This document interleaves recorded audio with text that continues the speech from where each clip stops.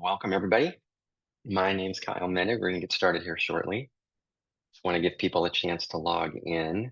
Thanks so much for joining me today on the webinar for how to suck less every day, the awkward way to lasting growth. Here's the good news.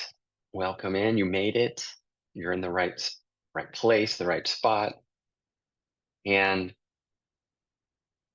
what I'll say is as you get logged in, feel free just to let me know where you're logging in from. We're going to be jumping into the content here shortly. Again, the nice thing is you don't have to have it all together to be here today. In fact, the messier things feel, maybe are, the better off some of this might land. And so thanks for joining me. Grab a coffee, your favorite beverage, maybe silence the Slack, and just take a deep breath. We're going to get started shortly. I'm hoping that over the next 45 minutes, it's just going to be us getting real about how to suck less, what that means so that we can grow in ways that last. Again, start here in about a minute or so with the content. And I would just say, ultimately today, this isn't about having some kind of hype session. I'm not going to be asking you to crush it or pretend that you have your life somehow color coded. That's not really what it's about. We're not trying to make sure we all have our life completely sorted out. This is just going to be a space just to be human. And leaders who are tired, maybe there's that noise in your head that's just getting really loud, that you're not going hard enough. You might feel under the pile. This is going to be for you. So before, again, we dive in, maybe turn off any of the notifications, stop the multitasking, give yourself permission to show up fully. I don't think that growth happens when we're only going after it halfway. It happens when we're getting real, even when it's awkward. So welcome again to the webinar. Let's jump in. If we haven't met yet, my name's Kyle Menig, leadership coach, consultant, based out of San Diego, California. I think I've had the privilege of working, gosh, with so many organizations over the last 10, 11 years, like 400 organizations, whether I've done some coaching, consulting, training, offsites, it's a number of different ways I've connected. One thing I think I've found recently is just how many people seem to be experiencing what I'll say is overwhelm, just kind of general feeling of a bit overwhelmed, moving fast, doing hard things, and it's just starting to wear on some folks. And so you are here on the third session of my three-part webinar series. I called it the Summer Leadership Reset, really just a time to connect with ourselves and the things that matter. In the first session, we looked at, burnout and how to really have a more healthy relationship, both with ourselves and our work. Our second webinar, we were focusing on conflict and how conflict can actually build better connections and strengthen relationships because it helps us focus on things that matter, the things that are important to us. And so conflict is a great doorway, again, to connecting and strengthening relationships. Today, we're really focusing on what I'll describe just as growth and how do we have more of a growth mindset, exploring the idea in some ways maybe that no one cares about your own growth and development as much as you do, much as you do. And that's not to say that people don't care. It's just you're not on people's radars in the way that you're on your radar. So today, again, is kind of this flavor of how do we continually grow and learn, have courage to show up and try new things, potentially fail as we move along, because those are the great ways that we stretch ourselves, get stronger, and grow. So that's going to be our focus for today. Now, you may be here for a number of different reasons. You can see some of them on the screen. Obviously, you're probably good at your job, but maybe you just don't feel like you're growing. Maybe you just feel a bit stuck. Maybe you've got goals, right? But you need kind of more of the how and maybe less of what I'll say is the hype. You want to invest in your own leadership and not just your own team's output. Especially those of you that are leaders, that can just feel like a big pressure of just what's the output, what's the output. Maybe you're here because you're just afraid of failing, or worse, maybe you're afraid of looking foolish, not sure what new steps to take. And potentially, again, maybe you just feel stuck in that busy mode instead of what I'll describe as growth mode. And so that really is kind of what we're going to explore again today is how do we answer some of those? And I'd like to start with an icebreaker. You can see my cool graphic here, right? I'd like to hear maybe from you, like what is maybe one area that you'd like to suck less this week? I'm gonna give you some options. Obviously, you can have your own. I didn't put the word other, I put etc., but I always like other as my option. But you could see maybe it's giving and receiving feedback a little, more effectively. Maybe it's handling meetings and navigating those, making sure there's purpose and that you're showing up with kind of that voice and representing yourself or your ideas. Maybe it's just how to navigate stress, again, with more intention, have more focus, better communication, for instance. Could just be generally adulting. I mean, gosh, I'm 55. I don't even like adulting, but maybe there's some things I know I need to do, and I just need to start taking those steps. Feel free again to put in the chat what are some of the things why you might be here.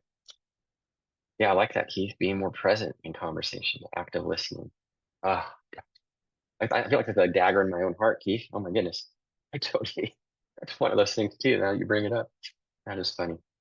Be present when jumping from meeting to meeting. Yeah, I think for a lot of us, that is reality, especially when they're virtual and you don't have breaks built in and we're literally jumping from meeting to meeting virtually. It seems nonstop. It's never ending. This tidal wave of meetings. Yeah, that would be great. How do we get a handle on that? So this is one of those things I definitely think about. It's probably what part of what prompted doing this webinar in particular. In my mind, being stuck can be worse than failing. Being stuck can be worse than suck. And this is kind of what I mean by that. When I think about just life and being a human, right? To me, stuck implies that I'm not even trying. I'm not even taking the step. Maybe at some level, even giving up. I've given up. And I think, when I think about it, at least growing up, and that's why I have a picture of a spoon here. Like we literally had to start so small that someone had to feed us, right? Someone had to feed us, had to teach us how to use a spoon, literally spoon feed us things. Then at some point, we got some courage. We did some moxie. I don't even know what word it would be, but we grabbed that spoon, decided we were going to feed ourselves that oatmeal, that smashed up banana. And we started jamming, right, the spoon around, hoping we might eat. We'd probably get our cheek, our eye, who knows. It didn't always go as well, right, as we might have hoped. We were failing. That big fail was happening. Um, and that, to me, though, is those mini fails really were the small steps of growth and learning. It was just so natural for all of us as a little kid to just try things. We didn't even really think about it. We just tried things because we wanted to grow, we wanted to learn, we wanted to figure it out. And at some point, we kind of gave up, right? And I think we think about the spoon feeding idea, like how awkward would it be if we had given up as a little kid? We just said, you know what? I'm done with the spoon. I'm not even going to try. And we're these adults now cruising around yelling at people to feed us. Hey, give me some of that cacio pepe or whatever it would be, right? Like it would be ridiculous. And yet somehow, again, I think stuck is worse than fail. And I'd like the encouragement, right? We don't have to be amazing. We just have to suck a little less than yesterday. And I think especially for leaders, maybe hear me out. Things worth doing are worth sucking at. Things worth doing are worth sucking at. One thing I'm trying to currently suck at some level, but actually obviously get better, is electric guitar. So I grew up playing some violin. I grew up doing a little bit of acoustic guitar. I can do some, chords. And so I know how to like strum strings and make noise. But electric guitars terrified me. But my son Carter, who's about to go into his senior year of college, I've decided, this last month, maybe he plays guitar. He's pretty good at it, actually, and have him kind of teach me how to play guitar. I totally suck at it. It is horrendous. But of course, there's so many benefits. One, I'm learning something new, challenge my old brain to do something. Two, of course, it's connecting with him. Part of failing and sucking, especially in a relationally smart way, kind of in a relational way, means we're connecting with people as we grow and we learn. And to me, those are just some incredible benefits. And for me, it's just hard to be humble. And so the humility to me, kind of the honesty of learning and trying is what's great. Because to me, again, it multiplies into trust. Now, those again of you that are leaders, think about your teams when you're learning and trying things together and you have each other's back and it's psychologically safe. And we'll talk about that a little later, but you're going to be multiplying trust, which ultimately is going to multiply these great impacts and results that your team can make. And all of that to me is wrapped up in the idea of growth, learning, and again, sucking. So to me, there's also this kind of myth of monumental growth, right? There's kind of this myth. Because growth to me, it always starts with these small awkward steps, small awkward things. The last picture I just had like this little thing kind of growing, but here's a picture of a big tree trunk, of course.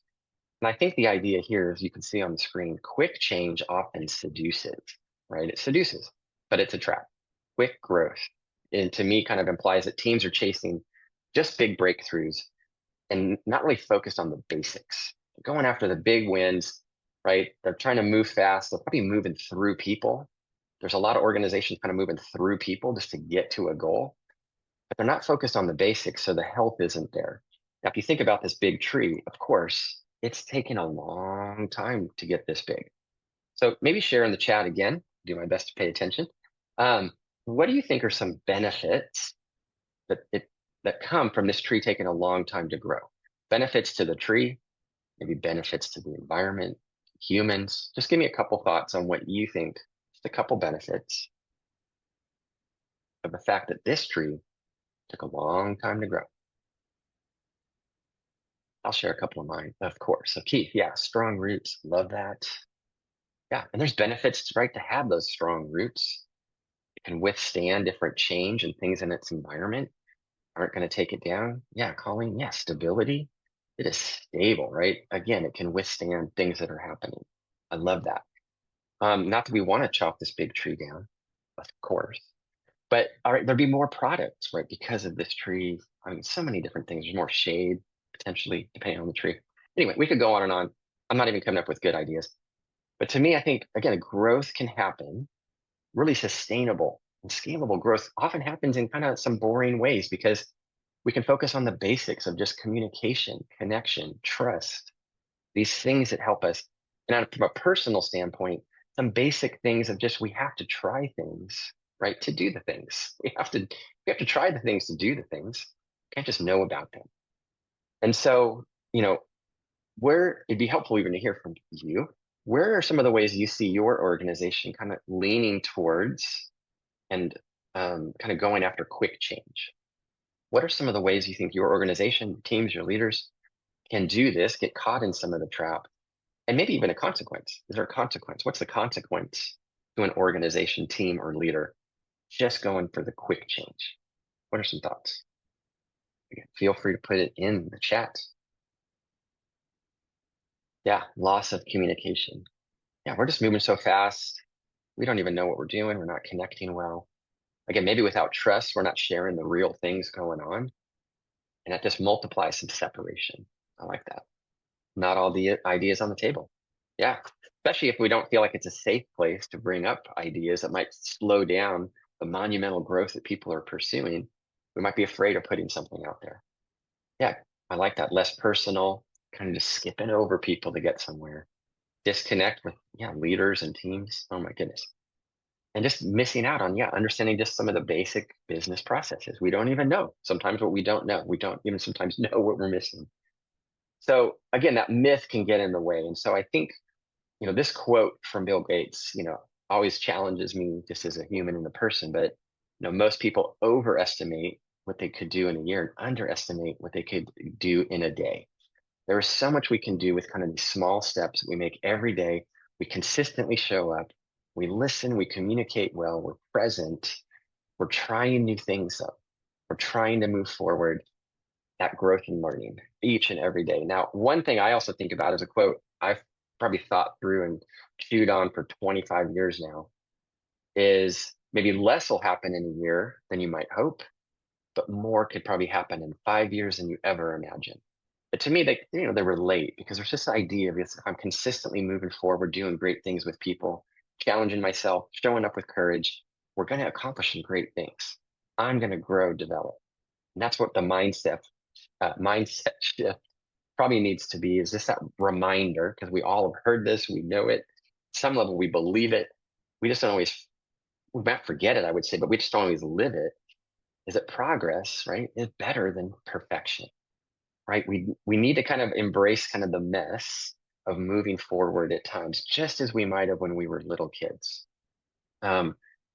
We don't need to have a revolution. We just need to take that next smart step, whatever it might be. You definitely are here because there's probably some next smart steps that you could be taking in a personal life, with a relationship, with your work, trying something completely new, get some new education, a certificate, whatever it might be. What is that next smart step that's going to help you grow and develop? Help your leaders, help your teams grow and develop. I find a lot of leaders, they get stuck trying to chase the flawless, right? That perfection, instead of just going after kind of what I describe as messy momentum. What are things that, sure, we want to have process, we want to be talking this through, but we have to start taking some steps. What is that going to be? Because growth, right, is incremental. It's not instant. And if we think about those big trees that we kind of talked about earlier, and we think about, I like to think about fruit trees sometimes. And when I go into an orchard, I try to think through how loud is this tree? How loud is this orchard? How loud are they when they're producing fruit? It's not these big things where fruit just pops, right? Fruit shows up over time because it's being watered, it's being nurtured, the sun's happening. There's these basic things going on where fruit happens. It's not this big instantaneous thing. So just remember, you're on track and you're doing great when you're taking those small steps. And I like this quote from author Jim Rohn. He wrote a book, one book out of like 8 books he's probably written called Best Year Ever. But I like this quote: success is nothing more than a few simple disciplines practiced every day. And I think that's something that always encourages, but also challenges me. What are the things that I practice each and every day? These things that are foundational to help me kind of stay on track, stay focused on what matters, and I'm doing the things, I'm taking the steps. And I think, we see this quote and we agree with it, but maybe some fear holds us back. Maybe there's some obstacles holding us back from this kind of growth, this kind of step. And, when I think about that, I'm just trying to think out, what am I afraid of? What am I really afraid of? Because again, thinking about kids again, it just started making me think about kids at a park. And so I put up some swings, as you can see, but just think about it for yourself. When kids are at the park, they do lots of different things. They could swing, they could just run around and go crazy yelling. It could be going down slides, it could be climbing over things. We used to be called like the monkey bars, right? They could be doing all kinds of things, but they're also probably creating some independence. They're kind of away from the parents. At some point, the parents kind of sit and watch the kids go crazy and adventure, but that's part of it. They're adventuring, they're building relationships, maybe some new friends. They're getting hurt and they're navigating some of that. They're getting stronger as they pull up and climb and do different things. There's so many benefits of that, but it's all just happening kind of in this natural process. And they're moving through their fears as they learn things, right? They're moving through fears because eventually, like even at a swing, someone starts swinging you. And then at some point, you kind of suck at it because you don't want someone helping, but maybe you don't know how to kick your legs the correct way to swing. And so you kind of suck, but then eventually you get better. And that's part of what I love again about all of this is we need to kind of move and be more curious like kids, not, really worry as much about the failure, not worry much about the looking foolish, even though that's probably to me a lot of what holds us back as adults is at some point we've gotten feedback about looking foolish and looking bad and kind of sucking. At some point, again, still when we're young, that happens and it starts to hold us back from trying things. And we need to move through that so that we can grow. Because this is what I like. You can see it on the screen. Kids don't really even think about failing. They just keep thinking about, I want to learn it. I want to know it. I want to try it. I want to do it. So that's what we need to do is trade that perfection thought, that worry, that fear with just more curiosity. What are the benefits of trying these things?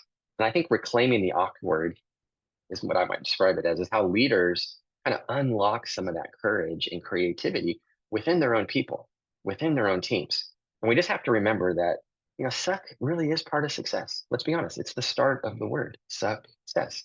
So we have to embrace, if we want to get better, we have to suck.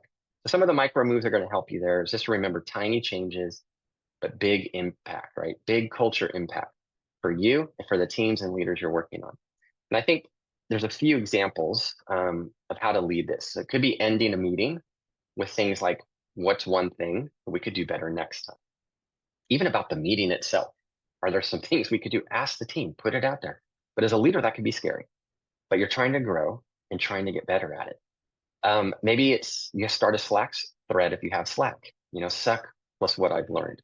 Some kind of, I don't have a cool name for it, but you create a thread so that people just share the suck.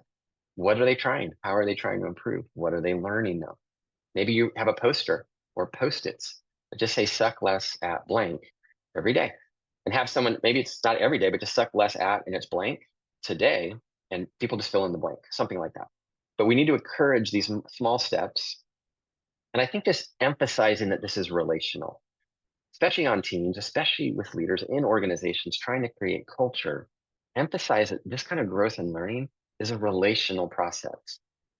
There's a really strong impact to a culture when you're leading like this and putting it out there, because creating safety for your teams is what we want. We want them to feel safe, bringing up new ideas and trying new things. So some of the rituals I think that can be helpful. I could put one of them I put is kind of this idea of systems over spikes. And what I mean by that is we might get like energized quickly about something, but sometimes it dies off. And we get energized and then it dies off. To me, that's a spike. System is something repeatable. It's a process that definitely is not winging it, but it's consistent. And that's what we're looking for when we talk about rituals. What is the system we have to create a culture of learning, a culture of curiosity? I mean, even just a culture of trying. So, whatever role you have in an organization, groups that you work with and think about, if you had to rate kind of the culture of curiosity or the culture of learning in that team or organization that you're a part of, I think maybe put that in the chat as well. If you had to rate 1 to 10, 10 being great, like we are definitely a culture of curiosity, trust each other, have each other's backs, we're growing and learning, fantastic. Hope that's true. Put a 10. If it's not going so well, something lower, maybe a 1. Give me a number on what you think your organization or your team, groups you connect with, what would be the number? Nice. I see an 8 in there. Little room for improvement, but definitely a good flavor, right? In that culture. 7, also good number, still some room for improvement. And I think those kinds of things, so a lot of it gets solved by talking about it. Because again, when people realize and understand that we're in this together, we're trying things together, and we have opportunities to kind of serve each other in places we feel stuck, in places we're trying to grow, it creates that momentum again of trust where again we get exceptionally better moving forward, maybe even exponentially better in terms of how we work. So that's awesome. And I see another 8. Great. It's fantastic. So another thing could just be weekly 101s with growth questions. So instead of on weekly 101s or even daily, maybe 3-minute check-ins, 5-minute check-ins, instead of just asking what someone's doing, that's important to hear. Also ask how they are doing just as a human, but also maybe how they are doing whatever it is. So that that knowledge gets shared. We're kind of sharing the wealth. It could be making sure culturally we always have some after action reviews quickly. We want to have quick learning, right? As we're growing and learning. What seemed to work? What can we try next? Maybe for yourself, there's a Friday, just pick a time on Friday, self assessment check in. What have I been trying to suck less at this week? How has that gone? And maybe even get some feedback on that. You could ask someone to kind of watch you the next week. Hey, this is what I'm trying. What do you notice? How do you think it's going as I'm trying this new thing? That's that freedom to ask and get feedback is going to be really helpful to grow. And again, it's just remembering that growth and learning is a relational thing. Now, why consistent sucking matters? I would just say this, you can see it on the screen. It's creating that psychological safety. It is telling and showing and modeling for a team that it is safe to try. It is safe to learn. And it's going to help, again, us experience growth, both personally as a team and even as an organization. We will, right, be more effective when we have a culture and an environment like this. And just remembering that safety is a daily thing. It's not once a year. So as a leader, if you're here as a leader, like you're modeling and creating this for your team. You are the one creating that kind of culture. Because, I think it's helpful to remember teams don't need that perfect leader. They need vulnerable and consistent ones. The more I think we have safety on a team, that we're asking for it, that we're modeling it, right? It's building that trust and that momentum that can be really helpful. And actually, let me just go back to this as I think about it. I did have a question I wanted to ask again for the chat. I know I'm keeping you on your seats today, keeping you focused, hopefully. But think of a time maybe that you had a respected leader and you actually respected them more after a mistake. Now, this is the thing. It can be a couple ways. Maybe it's a way they made a mistake, and how they owned it and how they brought it up. and learned from it, shared it. Or it could just be how they handled one of your mistakes and what did they do? That's kind of what I'm asking here. So, thinking of a respected leader that showed up in a good, healthy way after a mistake, what did they do? What stood out to you? I can remember as some of you might be typing, I completely forgot to create a document for a meeting that I was leading. And it was totally on me to do, but it took away some of the value of the meeting because people didn't have a takeaway. They didn't have anything to take notes on. They didn't have a takeaway. Um, and I just remember my team leader kind of just handled it like with soft hands. I would say it was just like, oh, Kyle, we need to have the learning actually, sink in. That document that we had already talked about, agreed on, right? There should have been some accountability there for me, but it got dropped. But he handled it well. We created a new process for me because I was so concerned about kind of presenting at the meeting. I totally forgot the document. I just appreciated kind of his grace in that moment. So I like that. Someone, let's see, shared, they asked how to avoid this happening again. Not looking to lay blame, but how to fix it for next time. Yeah, that's awesome. Provided right pathway, right processes, and walked you through it. Fantastic. Yeah. And I think, what that's modeling is this idea of this relational side of growth. As leaders, it's modeling those things that you've experienced yourself, but potentially maybe you didn't experience it and you wished you had. But it's setting a tone and modeling it for our teams. That consistency is what people, again, are going to flock to in terms of feeling safe to try things and grow and learn themselves, but create these great outcomes. Now, what I like about this quote, you can see here is you don't rise to the level of your goal, you fall to the level of your systems. Now, this is written by James Clear. You may or may not be familiar with him. Author, I think he has two books now, but his most famous one is Atomic Habits. You might have read it.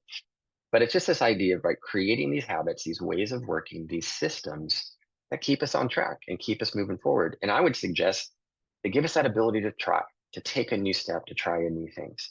And I think, again, because culture itself is created by consistency, that's kind of what I'm leaning on here, not just having a good coffee machine. Now, what I'm going to do to help with kind of a new system, and it's not like this is groundbreaking or anything, but I'm calling it the suck less cycle, just a way to be relationally smart about taking new and smart steps. The first part of 4 is pick one thing. You have to have a goal. You have to have a thing you want to try. You can see on the screen, maybe it's testing just that one small shift in how you run one of the meetings that you're in charge of. Maybe it's asking for feedback in the moment. You just finished a meeting, you asked someone aside, I'd really like to hear your view of how that went. How was my communication? Was it clear? Whatever it is you're looking for feedback, ask for it. And maybe even set it up ahead of time. Hey, we're about to have this meeting. I'd like to get some feedback from you afterwards. Pay attention to how you think I'm communicating, presenting, etc. But ask for it and set that tone. It could be experimenting. You can see here with a 5-minute end of day reflection. Each day, you're just checking in with yourself on how did things go? What could I improve? What do I need to continue? Are there anything to stop? And maybe that's with a person as well. Again, to continually getting some of that connection and that feedback. But this is why I would say it matters, right? Picking the one concrete thing keeps you moving forward instead of waiting for that perfect moment, that perfect step when you're all completely ready, at least in your mind. We want these things to be small. They might be awkward, but they're doable because big change always starts again with that one smart move. So pick one thing. Second thing might be to name the fear or the obstacle, either way. Maybe it's not like you're totally afraid of something like this crazy big spider, but maybe if it was for my daughter, I would just say one of my daughters is afraid of clowns. I should have done like a clown slide and then made her watch this and it would have popped up. That would have been kind of cool. Anyway, back to the real program here. The one thing about naming your fear then, right, is it calls it out, the thing that's holding you back. Maybe it's afraid of looking foolish. Maybe it's afraid of getting something wrong. Those are things you could also work out with someone else to kind of work through, but just try it out. Name it, because again, when you name it, it doesn't have that kind of power over you. Hopefully it won't weigh you down. Again, why it matters, you can see it on the screen, it takes away that power, and it keeps you from staying stuck. The next thing I would say is just take the awkward step. I've already said this a couple times, but often we don't do the things we know to do. We know it, but we just don't do it. So we want to take the step, do the thing, and not just talk about the thing. So ask the question, try the feedback, speak up in a meeting to make sure your voice is heard and represented. Because again, you can see why it matters. Progress is better than perfection. So awkward steps create the momentum for change that you need. And then the last thing here I'd say is repeat, right, in relationship. I'm hoping you hear over and over just this idea of being a relationally smart leader and human is that we need to get better at connecting with people and trusting them and having them trust us, that they know we care and then we feel cared for, that we can serve and also, they can serve us. Like it's a relationship. It goes both ways. We don't want to go it alone. We want to share the step with others, invite the feedback. Maybe it's this opportunity to debrief with our team once a week. We kind of just check in with each other on the things that we're trying and the things that might be sucking, but we're sucking less. And this is the thing, again, you can see why it matters. Relational accountability, it locks in a habit and it models that kind of growth for others. It's telling people like we're a team or a culture that tries things. We learn things together and that helps us grow and be effective. We can make a better impact because we're pushing each other and we have some good momentum. And I think for leaders, it's really essential.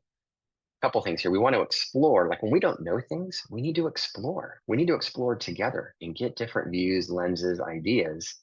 Because once we find things that work, instead of exploring, we can start accelerating. And that's what I appreciate. Again, working with teams that are trying to work in a way like this, creating a culture of learning and growth, is they explore well together and then they're ready to accelerate when they find the things that work. Now, in short, you can see that cycle just has those four parts. We need to pick something, name it, step into it, and share it. That kind of process to me is personal, it's relational, but it's repeatable as well. Now, I mentioned in some of the kind of marketing for this webinar, this idea of the suck less challenge. And this is all it is. It's trying to look at 7 days and things that we can try. So 7 things to suck less at. Day 1, ask for some feedback about something. So, you might not want to start till Monday. Think about a little who you'd ask, something that's coming up, but ask for some feedback on whatever it might be, a message, a meeting, right? Whatever it is, get some feedback. Share a mistake with someone on day 2 and what you are learning from that. End a meeting, day 3, with one improvement idea. And maybe ask everybody in the meeting, hey, based on whatever's going on, whatever the project is, whatever the goal or context, what would be one thing that each of you could think of that could help improve it, move it forward? Literally, so sometimes I don't know that our meetings are as effective as they could be. I'd like to hear one way of improving the meeting. That's a great way of also, right, improving. You can see day 4, a personal reflection on how did I suck less today? Just at the end of each day, again, take 5 minutes to really consider and kind of encourage yourself on the steps you've taken to try something new. 5, give unexpected praise or recognition to someone. This one might just be more personal for me. I don't find that I'm always as good at recognizing others and the great things that they do. I definitely appreciate it, but I don't always do it out loud. And so I think that's something we could all improve in. I hope. Tell me in the chat. I don't know. But just giving someone some unexpected, right, praise or recognition specific is a good thing to start because you're encouraging them to keep going, try something new. Day 6, set and share a micro goal that you have. Just what is one step you're trying to take and share it with someone so that hopefully you get some feedback. And then the last one, you've heard it already on this session, but debrief your week with your team. As a team, just kind of get it into a pattern, a ritual of just debriefing the week. How are we doing? What are things to keep trying? What are some new steps we could take? Get some feedback as a team. Now, if you don't have a team, just from one person, ask one person, debrief the week, see if there's a different lens that they give you, because people might see things differently than you do. Often we are a lot harder on ourselves. And so that kind of feedback from someone else, that debrief can actually be a really encouraging time.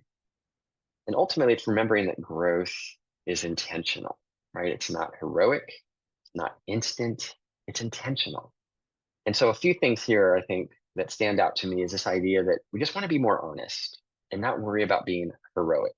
A lot of times we wait to be heroic, and it takes away from these honest, kind of human steps that we could be taking. As the struggle is real, awkward is okay. Incremental is always going to be better than instant. Just kind of embrace that as much as we would like instant. Incremental is better. Think about the tree growing. We talked about the benefits of strength, withstanding change, etc. Try to really embrace that idea. Relational is always better than isolated. So again, the reason I think this is a relationally smart thing to suck less is that we're bringing people together to move forward together. And then sustainable is always better than shortcuts. That big tree wouldn't get big and strong taking shortcuts. So sustainable is the way to go with growth. And I think to me, leaders who suck less, as we all kind of know, and we're trying to be those leaders ourselves, they're not perfect. They're relationally smart enough, though, to show up, to keep learning, to take those smart steps forward. Now, what I'd like to do here is just, even from you, have you think of what would be your one relationally smart move. We talked at the beginning on why you might be here, but maybe as you consider it now, like what is the one thing you could try in the next, 4 to 5 days, next week? What would be that one smart thing? Pick one, think of one, share it in the chat, write it down, put it out into the universe. And this is part of why putting it on out in the universe is having some accountability is always better than aspiration. And so not only just put it in the chat and put it in the universe, but maybe share it with someone, right? Share it with a real human by Friday. Hey, next week I'm going to be trying this and I want you to know about it. And you can ask me about how it's going. Like put it out there with me, absolutely. But you could also put it out there with someone you know, someone you trust, that you're trying to build a relationship like this. What is that one smart move that you are going after? Awesome. Now, a takeaway encouragement, just as we start to wrap up, right, is you want to grow, you got to suck less every day. I think to me, ultimately, that is the playbook that runs in my head. How can I suck less today? It's funny. I even have that. I should have put a picture of it. Oh my goodness. I'm a hoser.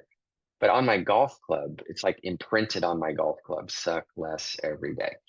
Because I mean, golf is that one place that challenges you to just always try to improve small things. Now, this is the thing, you can see it on the screen as well. Be honest, stay consistent, take that next smart step because those small steps repeated daily are always going to be better than the big leaps that you rarely ever take. Oh, and I like that. I see one of those suck less moments. Activate better development questions with your manager and your one-on-ones. Yeah, not just numbers. I like that. It's fantastic. Encourage team members more. Less direct training approach, make it more relational. Fantastic. I love that. Now, if you've been in my other webinars, some of you might have, right? This is a similar slide that you've seen, but just again, you might have had some kind of eureka moment, probably not, but you might be looking for more. And so, what I always encourage leaders with and challenge them with is don't guess your way through leadership. Leadership is relational. We need to get better at how to model that, but we also need it ourselves. And so, on my website, I have some different things and related to coaching and consulting, maybe training or offsites. Feel free to look through that. You can see it just kylemenig.com. But the focus is to lead with intention, influence, and ultimately impact things that impact you personally, maybe your family, your team, your organization, your culture. You want to make sure we're focused on those things because great leaders don't just wing it, they get coached. So just like all, people in the different C-suites we could explore and talk about have coaches. The best athletes always have coaches because if you want to go further faster, you get a coach. So again, feel free to explore the website. I could be a resource in other ways for you, your teams, or your organizations. Don't hesitate to reach out. And that's part of what this slide talks about is in terms of just thanking you, one, for your time, I know it's valuable. I hope that some of the content today was valuable to you. Even just one thing that might have encouraged you, again, to suck less, but to grow more, to have a little more focus, a little more intention, and ultimately, I'd say to make it more relational. You can see some of my info. You can email me, hello@kylemanig.com. Hello. See my website, and I'd always enjoy, again, follow up or connecting. So thanks so much for the time. I will be getting some of the copies of these webinars out. I say it every time. I'm always a little slow. That's one way I'm going to try to suck less this next week. Get these webinars kind of cleaned up so they can be a resource for you to share with others. Thanks again, everyone. I hope your week ends well and that your weekend is refreshing. Be good humans. Take some good growth steps. Bye, everyone.